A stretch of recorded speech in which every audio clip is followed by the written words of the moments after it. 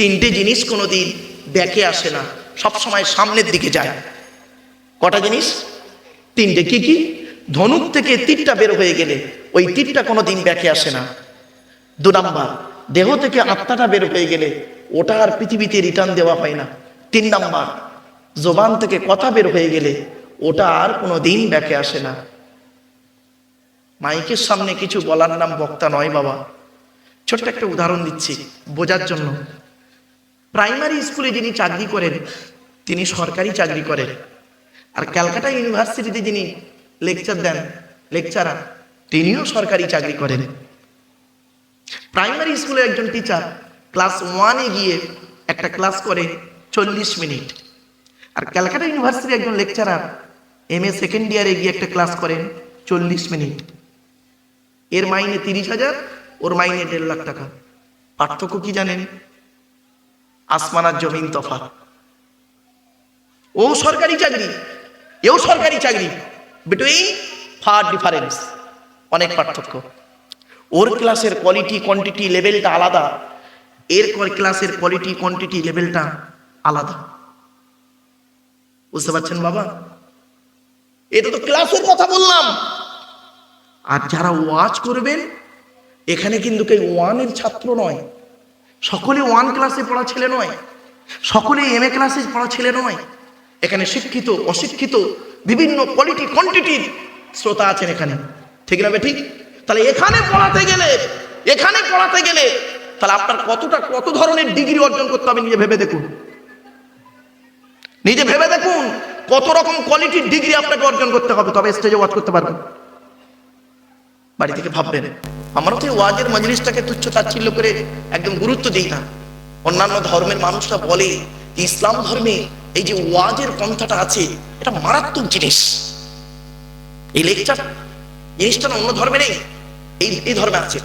আর সনাতন ধর্মে আছে বাবা। আমি 5টা ধর্মগ্রন্থের ছাত্র, তওরাতের একজন ছাত্র, আমি ছাত্র। তওরাত কত পারা জানেন? আরে সেদিন একজন তওরাতের কিছু তথ্য তুলে দিয়েছি, এক বক্তা লেখাপড়া নেই তো দেখি বলছে উনি একজন ইহুদি মাওলানা। এই সব আমারে বলে উনি ইহুদি মাওলানা। কি আশ্চর্য বলুন তো। আরে ভাই, তওরাত পড়তে বাধা কি? তুই পড়তে পারিস তো হিংসা কেন? এ তো খারাপ জিনিস। আমি ইনজিলের একজন ছাত্র, বাইবেলের, জবুরের একজন ছাত্র, এবং শ্রীমতী ভগবত গীতারও একজন ছাত্র, কোরআনের একজন ছাত্র। ধর্মগ্রন্থ পড়তে তো কোনো বাধা নেই, আছে? আপনারা কি জানেন এই কোরআনে এমন একটা সূরা আছে, তওরাতে সেই সূরাটা নাযিল হয়েছে, মুসা নবীর উপরে নাযিল হয়েছে, ইব্রাহিম নবীর উপরে নাযিল হয়েছে, আদম নবীর উপরে নাযিল হয়েছে, সেই সূরাটা মুহাম্মদ সাল্লাল্লাহু আলাইহি ওয়াসাল্লামের উপরে নাযিল হয়েছে। বলবো? সূরাটি বলবো? শুনে নিন। 30 পারায় আছে। আমি যে তাফসীরটা লিখছি, তাফসীরটার নাম হলো তাফসীর আবু বকর সিদ্দিক। যেদিন বাবা ওই তাফসীর আপনাদের হাতে এসে পৌঁছাবে সেদিন হয়তো আমি আর এই পৃথিবীতে থাকবো না, অন্ধকার নীরব নগরে চলে যাব। যাওয়ার আগে যে কদিন আল্লাহ বাঁচিয়ে রাখে অন্তত কিছু জিনিস শিখে যান, জেনে যান, বুঝে যান, প্র্যাকটিক্যাল করে। শুনে নিন, সূরাটির নাম বলছি সূরা আ'লা। সাব্বিহ ইসমা রাব্বিকাল আ'লা আল্লাযী খালাকা ফাসাওয়া। ওই সূরাটি আদম আলাইহিস সালাতু ওয়াস সালামের উপরে নাযিল হয়েছিল। গোটা সূরাটাই গোটা সূরাটাই ইব্রাহিম নবীর উপরে নাযিল হয়েছে। ওই সূরাটাই মুসা নবীর উপরে নাযিল হয়েছে। ওই সূরাটাই মুহাম্মদ সাল্লাল্লাহু আলাইহি ওয়াসাল্লামের উপরে নাযিল হয়েছে। কোরআনে আছে মুহাম্মদ সাল্লাল্লাহু আলাইহি ওয়াসাল্লামের ভাষায়, প্রত্যেক নবীর ভাষায় নাযিল হয়েছে। চলো ওই সূরার শেষের আয়াত দুটো পড়ুন। ইন্না হাযা লাফিস সুহুফিল উলা। ইন্না হাযা লাফিস সুহুফিল উলা। সর্বপ্রথম এটা সুহুফে ইব্রাহিম ও মুসা। মুসা নবীর উপরে নাযিল হয়েছে সুহুফ। এই সুহুফ মানে ছোট ছোট, এটা মুসা নবীর উপরে নাযিল হয়েছে, ইব্রাহিমের উপরে নাযিল হয়েছে। জোরে বলুন সুবহানাল্লাহ। আর কোরআনেও সূরাটি আছে, কোরআনে আরবি ভাষায় ছোট, আর হলো হিব্রু ভাষায়, বাইবেল হলো তাবরানী ভাষায় ছোট। এবার আসছি আল্লাহর পরিচয় দিলাম। এবার আল্লাহর কথা আর ঘর। আল্লাহর ঘরের নাম কি বলেন? কথা নেই, বলুন না, কথা বলুন না, শুনে নিন বাবা, রাগ করবেন না কেউ। মসজিদ কমিটি যাকে তাকে করবেন না, মসজিদ কমিটি যাকে তাকে করবেন না। কোরআনে আছে মসজিদ কমিটি কে হবে, বলবো? শুনে নিন, কোরআনে লেখা আছে সূরা তওবার 18 নম্বর আয়াত, 10 নম্বর পারার 8 নম্বর পৃষ্ঠা 9 নম্বর লাইন। সূরার নাম সূরা তওবা, 18 নম্বর আয়াত। আল্লাহ কোরআনে বলছেন মসজিদ কমিটি ওই লোকটা হবে যার মধ্যে 5টা গুণ থাকবে। 5টা গুণ। ছোট্ট একটা উদাহরণ দিচ্ছি, বলুন তো দেখি। আপনাদের এখানে জুম্মা মসজিদ আছে?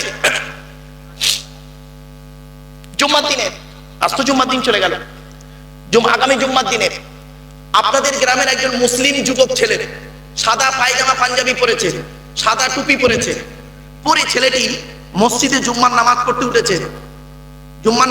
উঠেছে। প্রচুর পরিমাণ বাংলা মদ খেয়ে। কি বললাম? বলুন না ভাই, কি বললাম এক্ষুনি?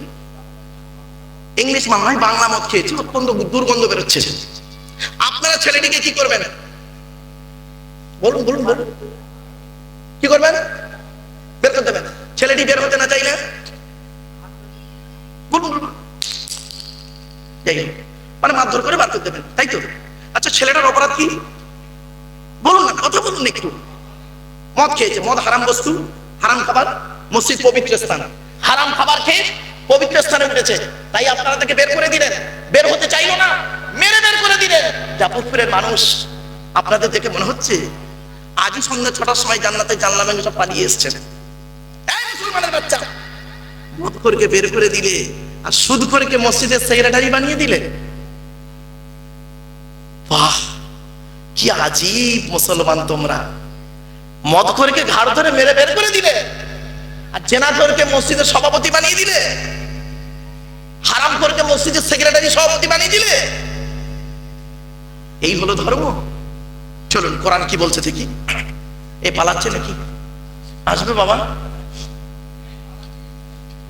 আসবে আসবে, চিন্তা নেই। আসল কি জানেন, আমার ওয়াজ অন্যরকম বাবা। চলেন শোনেন, আল্লাহ পাক কোরআনে বলছেন, এই জাফরপুরের মানুষ, আমার মসজিদের দায়িত্ব কে নেবে? সারা পৃথিবীর মসজিদের দায়িত্ব কে নেবে? শুনে নিন, আল্লাহ নিজেই বলছেন কোন লোকটাকে কমিটি করবেন। আপনাদের বলে যাচ্ছি, যদি এই 5টা গুণ যদি আপনার মধ্যে থাকে, মসজিদ কমিটিতে নাম লেখাবেন। আর যদি না থাকে, বাবা খবরদার, হাতে ধরে বলছি, হবেন না। কিয়ামতের মাঠে আপনাকে কিন্তু বিপদ আছে। কি কি?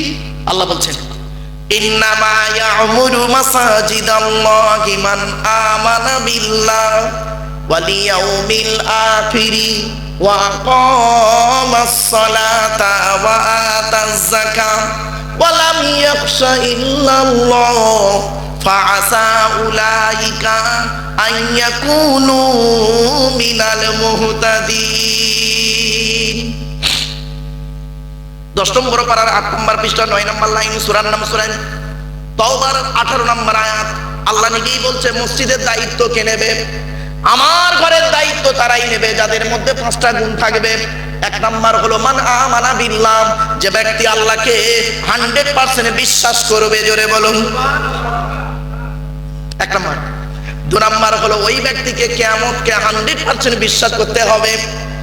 3 নম্বর হলো ওয়া আকামাস সালাত, 5 ওয়াক্ত নামাজ আদায় করবে। এই মসজিদ কমিটি অনেকে নামাজ পড়ে না 5 ওয়াক্ত, ঠিক না বেটি? 4 নম্বর হলো ওয়া আতাজ যাকাত, তার উপরে যদি যাকাত ফরজ হয় আদায় করতে হবে, যাকাত আদায় করতে হবে। যদি ফরজ হয়, গরিব হলে আদায় করতে হবে না। ও বাবা, কত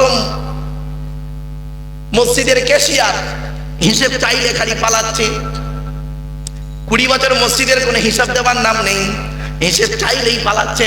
মসজিদের নামে চাঁদা তুলে, মাদ্রাসা মসজিদের নামে চাঁদা তুলে বাবা কত ব্যক্তি গাড়ি বাড়ি বিল্ডিং করে নিল। এই জন্য অনুরোধ করে বলে যাচ্ছি, আল্লাহর ঘরের সঙ্গে কোনোদিন এই কাজ করতে যেও না বাবা। আফসোস, মাদ্রাসা মসজিদের নামে চাঁদা তুলে বহু মানুষ গাড়ি বাড়ি বিল্ডিং করে নিয়েছে। বাস্তব বলে যাচ্ছি বাবা, শুনে রেখে দিই, কি যে শাস্তি হবে তাদের আল্লাহ একমাত্র জেনেই জানেন। চলো তাহলে কটা হলো বাবা? না ভুলে গেলেন? 4টে। 5 নাম্বার হলো মসজিদ কমিটি ওই লোকটা হবে ওয়ালাম ইয়াখশা ইল্লাল্লাহ, আল্লাহ ছাড়া কাউকে ভয় করবে না, ওই লোকটা মসজিদ কমিটি হবে। এই 5টা গুণ যার মধ্যে থাকবে ওই লোকটা মসজিদ কমিটিতে হজযোগ্য ব্যক্তি, নইলে অযোগ্য অপদার্থ। আমি বলিনি, কোরআন বলছে, আমাকে ভুল বুঝবেন না। আমি একটা ট্রান্সলেটরের কাজ করছি আজকে এখানে, আরবিটাকে বাংলা মানে করে আপনাদের বোঝাচ্ছি। আর একটা কথা আপনাদের বলি, মসজিদে যিনি নামাজ পড়ান তাকে আপনারা কি বলেন? ইমাম। আপনাদের বাস্তব কথাই বলে যাচ্ছি, মসজিদে নামাজ আল্লাহর দরবারে কবুল করাতে গেলে মসজিদে ইমাম সাহেবের, প্রত্যেকটা মসজিদের ইমামের মাইনে বেশি করে দেবেন। ইমামের মাইনে বেশি করে দেবেন। যে মসজিদে ইমামের মাইনে কম, যে মসজিদে ইমামের মাইনে কম, ওই মসজিদের মুসল্লিদের নামাজ আল্লাহর দরবারে কবুল হওয়া মুশকিল আছে। যদি বললেন ফতোয়া, এই ফতোয়া দেওয়ার আগে 10 বার ভাববি। আমি আব্দুল্লাহ গিল মারুফ 19 বছর ইমামতি করেছি, 19 বছর ইমামতি করেছি। ফতোয়া আমাকে দেখাতে যাসনি। 19 বছর ইমামতি করেছি, 400 টাকা মাইনে। 19 বছর 400 টাকা মাইনে ইমামতি করেছি। এমন একটা জায়গায় ইমামতি করেছি, সেই জায়গার নামটা শুনলে আপনাদের ভক্তি চটে যাবে। আর শুনে লাভ নেই বাবা, জায়গাটার নাম শুনবেন না, তবে জেলার থানাটা বলছি, জেলার থানাটা বলছি। থানার নাম জাঙ্গিপাড়া, জেলার নাম হুগলি। হুগলি জেলার জাঙ্গিপাড়া থানা। গ্রামের নামটা আর বললাম না, আপনাদের ভক্তি শ্রদ্ধা সব চটে যাবে বাবা। যেটা আছে যেখানে সেখানেই থাক। 19 বছর আমি ইমামতি করেছি, 400 টাকা মাইনে। বুঝলেন? বাস্তব কথা বলছি। আর এই 19 বছর ইমামতির জীবনে আমার 3টে লোক ছিল, 3টে লোককে আমি পেয়েছি। 2টো কবরে গেছে, 2টো কবরে ঢুকেছে, একটা মাল বেঁচে আছে, একটা মাল বেঁচে আছে। আমি মাঝে মাঝে ফোন করে জিজ্ঞাসা করি, আরে মালটা মরেছে না বেঁচে আছে? বলছে না মরে না, আমি যেদিন মরবে সেদিন খবর দিবি। আমি যাবো, জানা যায়। এই 19 বছর ইমামতিতে বাবা, এই কোরআন সামনে 19 বছর ইমামতিতে আমার এই 3টে লোক এত জ্বালান জ্বালিয়েছে, যার আমি কোরআনের সামনে অন ক্যামেরায় বলতে বাধ্য হচ্ছে। 19 বছর ইমামতিতে 3টে লোক এত জ্বালান জ্বালিয়েছে। 2টো কবরে ঢুকেছে আর একটা বেঁচে আছে। দুনিয়াতেও ছাড়বো না ওদের, কিয়ামতের মাঠেও ছাড়বো না। এত আমাকে অত্যাচার করেছে এই 19 বছর ইমামতিতে। বুঝলেন? এরকম মসজিদ দেখবেন, প্রায় মসজিদে আছে 2-1টা বুড়ো লোক থাকে, সব জানতা গামচাওয়ালা, কিচ্ছু জানে না, বড় বড় ফতোয়া দেবে। সব জানতা গামচাওয়ালা 2-1টা থাকে, দেখবেন প্রায় মসজিদে আছে। কিরকম জানেন? বুড়ো লোক কি করবে, কোনো কাজ নেই তো, কোনো কাজ নেই। বুড়ো লোক কোরআনও পড়তে পারে না, কোরআন পড়তে পারে না, নামাজও ঠিক মতো পড়তে পারে না, খালি ইমামের ভুল ধরবে। মসজিদে এসে ইমামের বোঝা মারতেছে, ইমাম সাহেব পাকা ঘরে নেই কেন? এই কারেন্ট নেই, পাকা ঘরে নেই, ইমামের দোষ। ঠিক না বেটি? বাস্তব কথা, একদম বাস্তব কথা বলছি গো বাবা। খবরদার নয়। একটা গেল, তাহলে ইমাম হলো, কমিটি হলো, মুসল্লি হলো। এবার একটা কথা বলছি, যেটা আজান দেয় ওটারে কি বলে? বলুন বলুন বলুন। মুয়াজ্জিন। পশ্চিম বাংলায়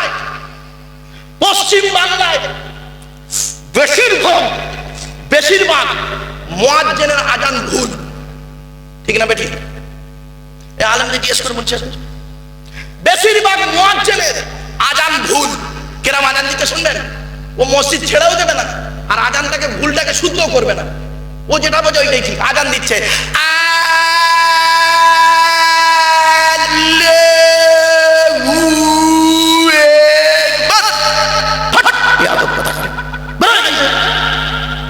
অভদ্র কথা করে, তোর আজানটা অশুদ্ধ, তুই ঠিক করে নেই ইমামের কাছে, তাও করবে না। ও যেটা বোঝে ওটাই ঠিক। বুঝতে পারছেন না? একামত দিচ্ছে, একামত, হিয়া আলা সালাহ, হিয়া আলা সালাহ, হিয়া আলাল ফালাহ, হিয়া আলাল ফালাহ, কাকা মাতি সালাহ, কাকা মাতি সালাহ। ফুট বিয়াদব কথা বল, বড় বলতে আরাম খোর কথা করে। কিন্তু ভালো আজান, অসুবিধা হচ্ছে না বাবা? খুব খারাপ লাগছে না বাবা? অতি বাস্তব কথা বললাম বাবা, আমারে ভুল বুঝবেন না, অতি বাস্তব। চলুন আল্লাহর ঘর থেকে এবার বেরিয়ে পড়ি। আল্লাহর ঘরে আর থাকা যাবে না, এবার বেরিয়ে পড়ি। চলো এবার আসছি, আল্লাহর পরিচয় দিয়েছি, আল্লাহর ঘরের পরিচয় দিয়েছি। এবার আসছি, আল্লাহর কথা হলো কোরআন, তাই তো নাকি? কোরআনের পরিচয়টা দিই। কোরআনের পরিচয় কি? কোরআন আল্লাহর তরফ থেকে জিবরাইলের মাধ্যমে হযরত মুহাম্মদ সাল্লাল্লাহু আলাইহি ওয়াসাল্লামের উপরে আরবের মক্কা নগরের নিকটবর্তী একটি গুহা, গুহাটির নাম হলো হেরা। হেরা নামক গুহাতে 610 খ্রিস্টাব্দে 1 ফেব্রুয়ারি সোমবার, কত বললাম? 610 খ্রিস্টাব্দে, মনে রাখবেন এগুলো, এগুলো তো আলোচনাই হয় না এসব। 610 খ্রিস্টাব্দে পয়লা ফেব্রুয়ারি সোমবার। আজকের তারিখটা কত আছে বাবা? 10ই জানুয়ারি কত খ্রিস্টাব্দ? 2025 খ্রিস্টাব্দ। আজ থেকে মাইনাস ক্লাস করবেন বাড়িতে গিয়ে। কোরআন নাজিল হয়েছে 610 খ্রিস্টাব্দের পয়লা ফেব্রুয়ারি সোমবার, আর আজকের তারিখ হলো 10ই জানুয়ারি 2025 খ্রিস্টাব্দ শুক্রবার। মাইনাস ক্লাস করবেন, করলেই কতদিন আগে কোরআন নাজিল হয়েছে পেয়ে যাবেন।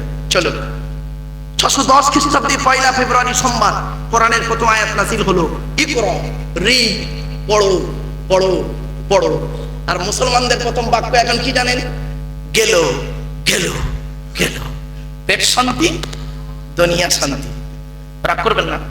অনেক মুসলমানের বাড়িতে গিয়ে দেখবেন সামসেট গুলোতে বড় বড় কিতাব কেনা আছে।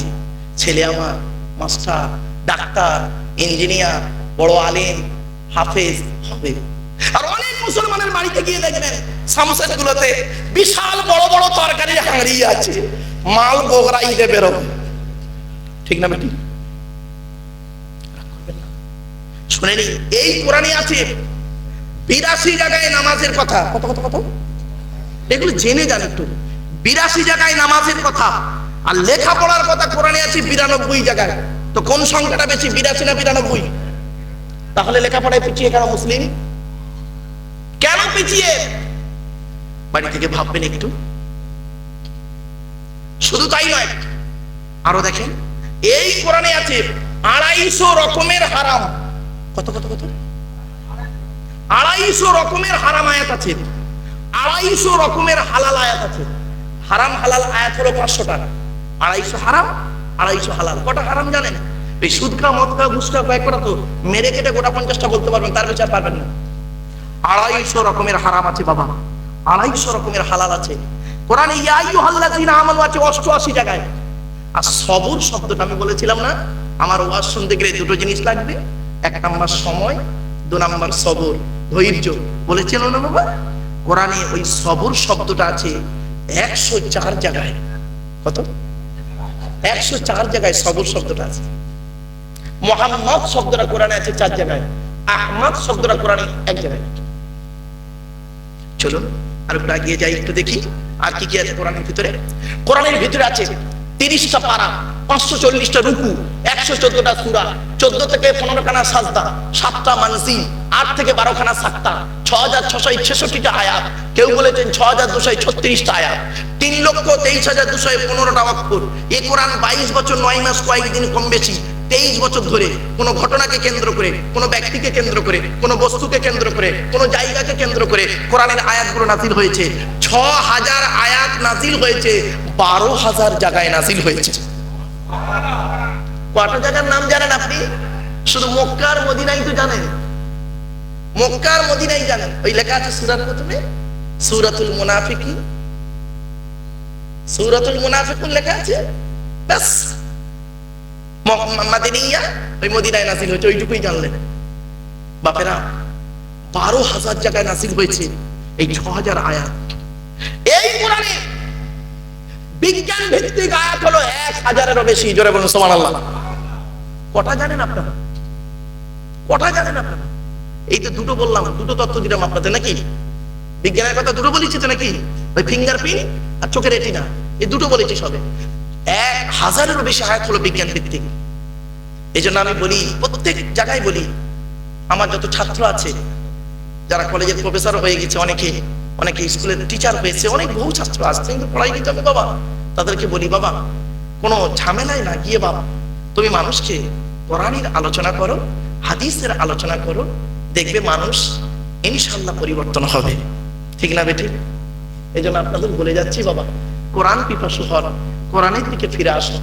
কোরআন কি বলছে একটু শুনুন, হাদিস কি বলছে একটু জানুন, প্র্যাকটিক্যাল করুন, দেখবেন আপনার কোনো সমস্যাই থাকবে না।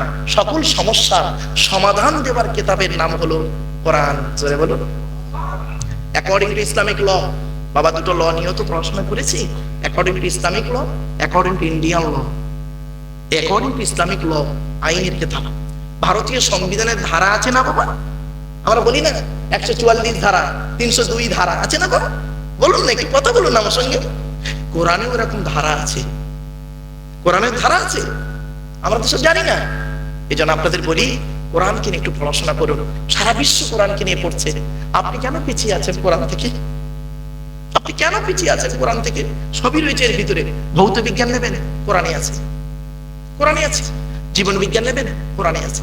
জিওগ্রাফি নেবেন, স্ট্র্যাটোস্ফিয়ার, এক্সোস্ফিয়ার, আয়নোস্ফিয়ার, কোটা নেবেন কোরআনে। কোরআন ও বিজ্ঞানের আলোচনা যদি করি কল্পনা করতে পারবেন না, কল্পনা করতে পারবেন না। কি আশ্চর্য কোরআন এমন এক কিতাব। চলুন, আজকে আমাদের আলোচনার বিষয় ওটা নয়, আজকে সূরা মুনাফিকুনের আলোচনা, তাই তো বাবা? ছেলেরা যেহেতু সব করেছে, ওটার আলোচনা করবো। একটু ধৈর্যের পরিচয় দিই। চলো, কোরআনের সংক্ষিপ্ত পরিচয় দিলাম। এবার আসছি, কোরআন যার উপরে নাজিল হয়েছে তার নাম কি? বলুন বলুন, এর কথা বলুন। মুহাম্মদ মুস্তাফা সাল্লাল্লাহু আলাইহি সাল্লাম, তাই তো নাকি? আচ্ছা চলো, মুহাম্মদ সাল্লাল্লাহু আলাইহি সাল্লামের পরিচয়টা জেনে নিই, তাহলে তো ক্লিয়ার হবে, ক্লিয়ার হয়ে যাবে। কোরআন আল্লাহর বাণী, আল্লাহর পরিচয় দিয়েছি, আল্লাহর ঘরের পরিচয় দিয়েছি, মসজিদ। এবার আসছি, আল্লাহর কিতাবের পরিচয় দিয়েছি। এবার কিতাবটা যার উপরে নাজিল হয়েছে তার পরিচয়টা একটু জেনে নিন। আমার বাপেরা কি মুরব্বী কি বলছে? বাবা কিছু বলছে?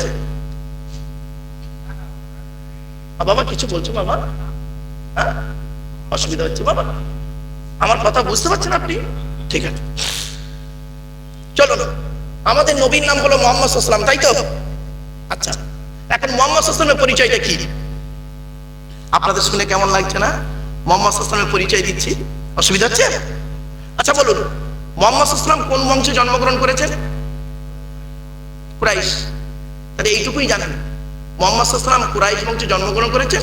আমাদের নবী তিনি, বাপের নাম আব্দুল্লাহ, মায়ের নাম আমিনা, দুধবার নাম হালিমা। এইটুকুই জানেন। চলুন একটু দেখে নিন, কুরাইশটা কে? কার নাম কুরাইশ? কার নাম কুরাইশ? কোথা থেকে কুরাইশটা এলো শুনে নিন। তবে সুবহানাল্লাহটা একটু জোরে বলতে হবে, পারবেন তো এবার? হ্যাঁ, চলো। কোন বংশ বললেন? মুহাম্মাদের বাপের নাম আব্দুল্লাহ, আব্দুল্লাহর বাপের নাম আব্দুল মুত্তালিব, আব্দুল মুত্তালিবের বাপের নাম আব্দে মান্নাফ, আব্দে মান্নাফের বাপের নাম হাশেম, হাশেমের বাপের নাম কুসাই, কুসাইয়ের বাপের নাম কিলাব, কিলাবের বাপের নাম মুররা, মুরার বাপের নাম লুবাই, লুবাইয়ের বাপের নাম কাব, কাবের বাপের নাম গালিব, গালিবের বাপের নাম ফিগির, ফিগির থেকে কুরাইশ বংশ এসেছে। নবীর বাপের নাম আব্দুল্লাহ, মায়ের নাম আমিনা, দাদার নাম আব্দুল মুত্তালিব। দাদির নামটা কি? দাদির নাম হলো নেতিলা বিনতে খব্বাব ব্র্যাকেটে ফতেমা, কেউ বলেছেন সামিরা। নবীর নানার নাম হলো আব্দুল ওয়াহাব জুহুরি, নবীর নানির নাম হলো বারিনা বা মাররা, নবীর দুধমার নাম হলো হালিমা, নবীর দুধ বাপের নাম হলো হারেস, নবীর দুধ ভাইয়ের নাম আব্দুল্লাহ, নবীর বাপের নাম আব্দুল্লাহ, নবীর দুধ ভাইয়ের নাম আব্দুল্লাহ। দুটো জন এক করে ফেলবেন না। নবীর জন্ম 570 খ্রিস্টাব্দে, ইংরাজি কি মাস ছিল? 29শে আগস্ট। 570 খ্রিস্টাব্দের 29শে আগস্ট। আরবি মাস ছিল রবিউল আউয়াল মাস 12 তারিখ, মতান্তরী 9 তারিখ, সোমবার সবেসা থেকে সময় আরবের মক্কা নগরী। কুরাইশ বংশে নবীর জন্ম। নবীর বাপেরা হলো 10 ভাই, নবীর মায়েরা হলো 19 বোন। নবীর 9টা চাচা, 18টা খালা, 6টা ফুফু, 7টা ছেলে মেয়ে। বাবা, শুধু নবীকে জানবেন, আল্লাহর পরিচয় জানবেন না, নবীর পরিচয় জানবেন না, কোরআনের পরিচয় জানবেন না। চলো, নবীর কটা চাচা বলেছি বাবা? 9টা চাচা। এবার নামগুলো শুনে নিন। বড় চাচার নাম হলো হারেস। কি বললাম? হারেস, জুবায়ের, মুকাইয়িম, ফাইদাক, জাইদাক, আবু লাহাব, হামজা, আব্বাস, আবু তালেব। নবীর বাপ হলো আব্দুল্লাহ। নবীর 7টা ছেলে মেয়ে, 3টে পুত্র সন্তান, 4টে কন্যা সন্তান। 3টে পুত্র সন্তানের নাম কি? বড় ছেলেটার নাম হলো কাসেম। কি বললো? এই জন্য নবীর একটা নাম হলো আবুল কাসেম। আবু মানে পিতা, কাসেম হলো ছেলের নাম। আবুল কাসেম মানে কাসেমের বাপ।